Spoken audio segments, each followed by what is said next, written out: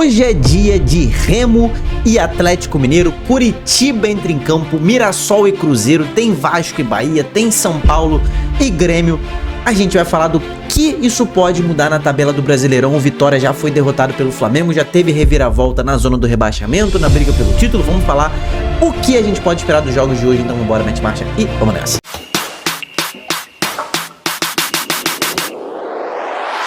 Vitória perdeu do Flamengo na abertura da terceira rodada. Isso ajudou uma rapaziada que tá na briga contra o rebaixamento, né? O Vitória emplaca a segunda derrota seguida e veio a primeira vitória do Flamengo.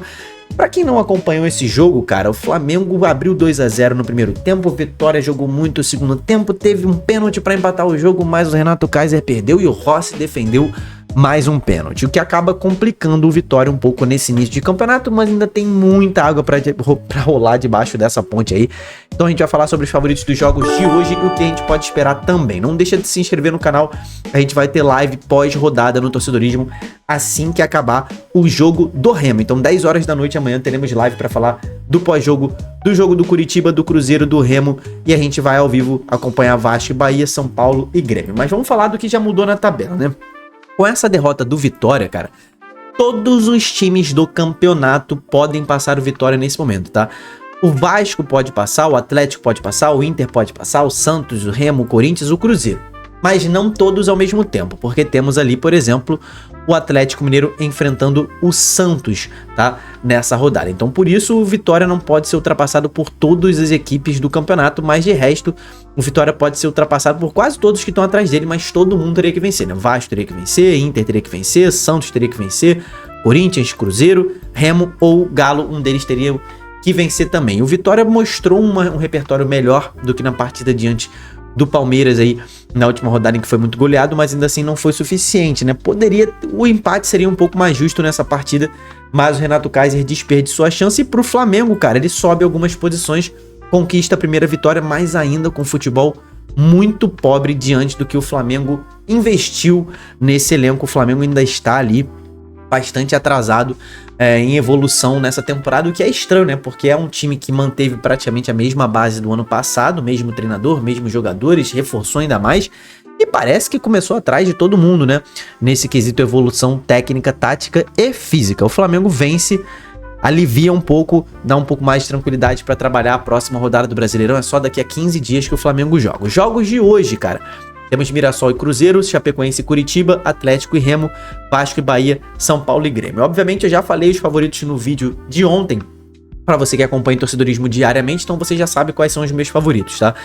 Então eu vou repetir aqui nesse vídeo para quem não assistiu o vídeo de ontem, mas aqui a gente traz análises diferentes aqui em questão de tabela, meu camarada. Então, Mirassol, tá, enfrenta um Cruzeiro de um Tite hiper pressionado, o treinador Tite hiper pressionado. O Cruzeiro é o atual lanterna da competição e uma vitória aqui é o suficiente para tirar o Cruzeiro da zona do rebaixamento, porque um empate, tá, deve manter o Cruzeiro dentro da zona do rebaixamento, dentro da lanterna. Eu tava falando zona do rebaixamento, mas o Cruzeiro mesmo com empate deve se manter na lanterna, porque tem um saldo de gols, é o pior do campeonato, o saldo de gols aí do Cruzeiro. Então um empate em 1-1 não melhoraria o saldo, e aí, por exemplo, os outros times que estão aqui teriam que ser goleados para ficarem atrás do Cruzeiro ao final dessa rodada. Então o Cruzeiro entra muito pressionado por uma vitória no Maião e vai enfrentar o Mirassol, que pode terminar a rodada na liderança. O Mirassol é um dos times invictos nesse campeonato, não foi derrotado ainda, né?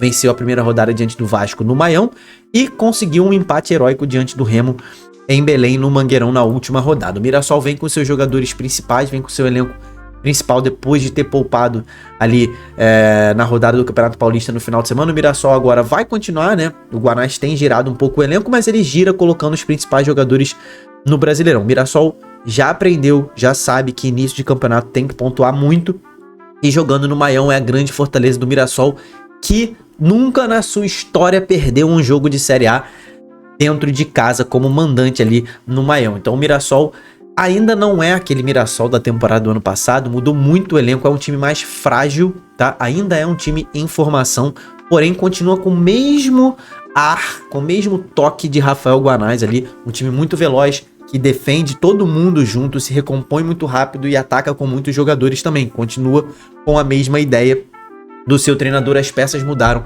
mas a tática do Mirassol é a mesma, ainda não tá tão encaixada como a do ano passado, né? O Mirassol jogava por música, né? Eram muitos jogadores indo ao ataque e voltando ali em conjunto. Isso ainda tá um pouco errado, principalmente na volta para marcar. O Mirassol ainda tá tendo dificuldade, mas o Cruzeiro tá tendo dificuldade em todos os setores nessa temporada. Na criação, na definição, Caio Jorge murchou também, parou de fazer tantos gols.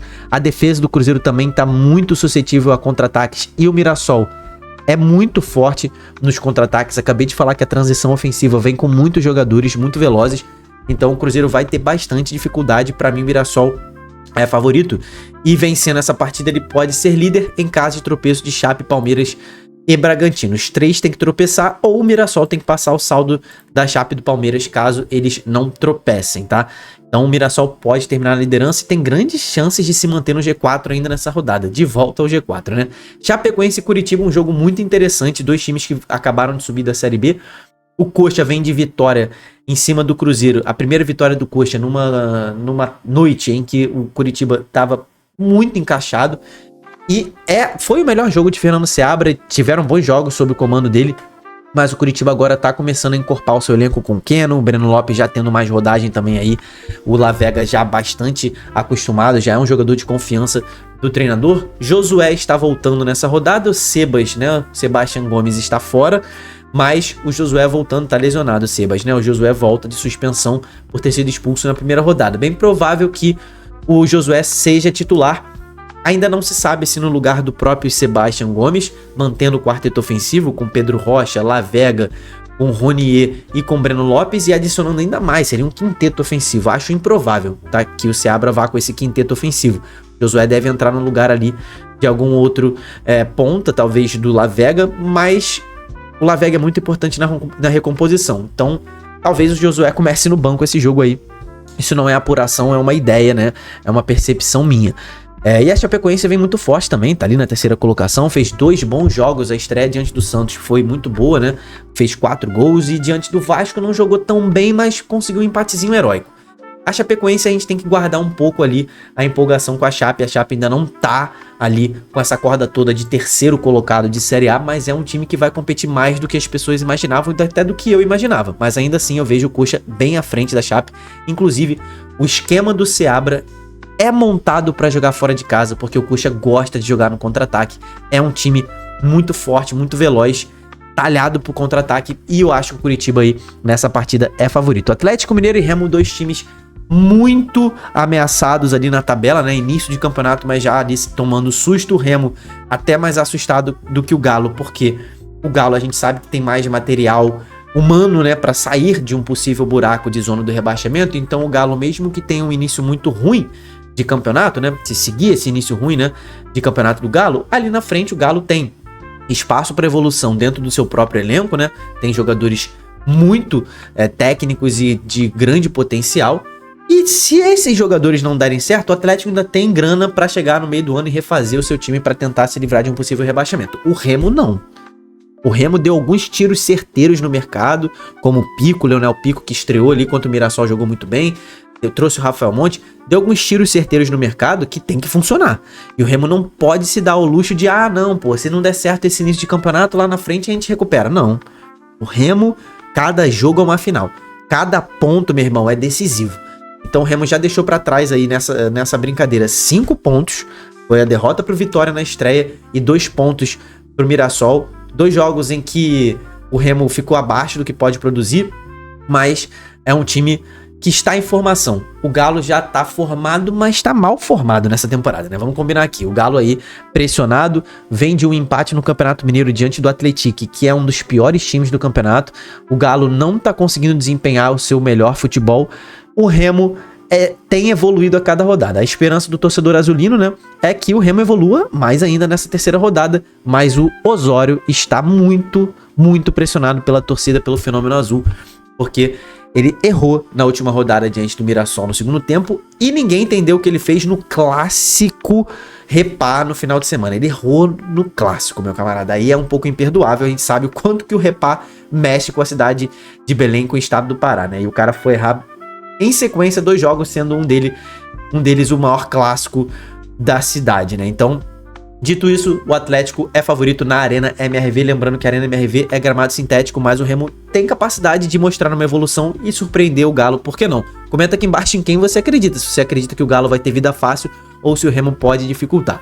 Vasco e Bahia e São Paulo e Grêmio, os jogos aí das 9h30 da noite que nós vamos acompanhar ao vivo aqui em live, então quero você aqui comigo, tu bota na TV, assiste na TV o jogo e conversa com a gente aqui no chat trocando ideia sobre os jogos, tá?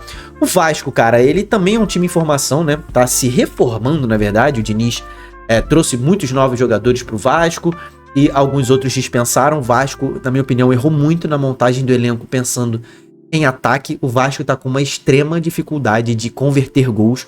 O Vasco tá sem atacante, perdeu o Ryan e liberou o Verratti e trouxe o Brenner, o Rines trouxe alguns jogadores ali que não são artilheiros de praxe, né, que empurram a bola pro gol. Não tem aquele faro do gol, por exemplo, que o Verratti, que mesmo que ele já tivesse em má fase no Vasco, o cara tinha o molho. O Ryan, inclusive, era o melhor jogador do time, né? Então o Vasco tem tido essa dificuldade.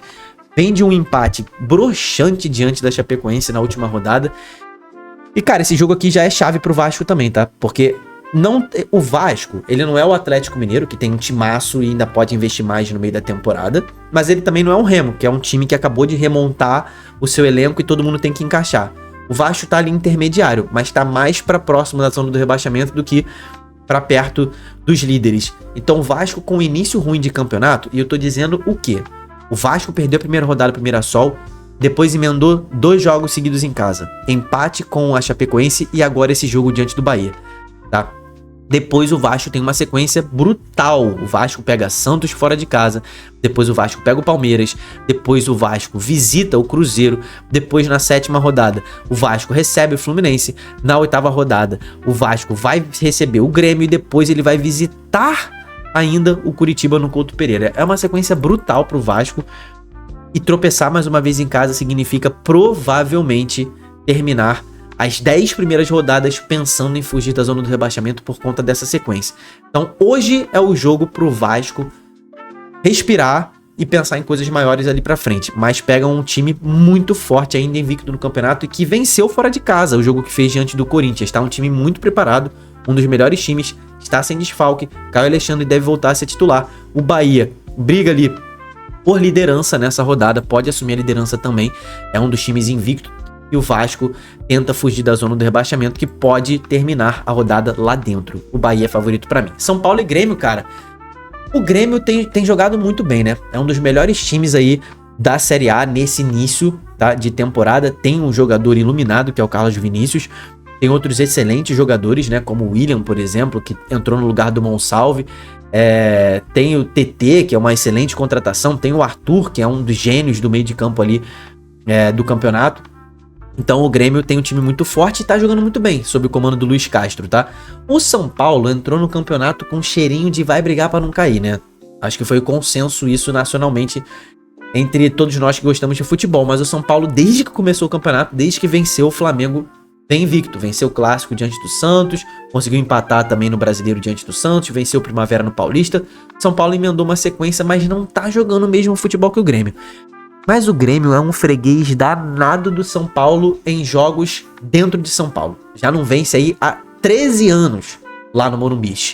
Então pra mim o São Paulo é favorito, até porque o time não tá tão atrás assim do Grêmio, tá? Futebolisticamente falando, e o jogo é em São Paulo. O Grêmio tá ali com 3 pontinhos, pode buscar um G4 e o São Paulo pode buscar liderança também. São Paulo tá invicto no campeonato também. Então quero que você comente aqui embaixo quem é o maior favorito do dia de hoje, tá? Comenta o maior favorito, qual vai ser a maior surpresa, se inscreve no canal e, cara, confere se o sininho tá ativo para todas as notificações. Se inscreve, ativa o sininho para participar da live. Te espero na live mais tarde às 10 horas da noite. Tamo junto, valeu e falou!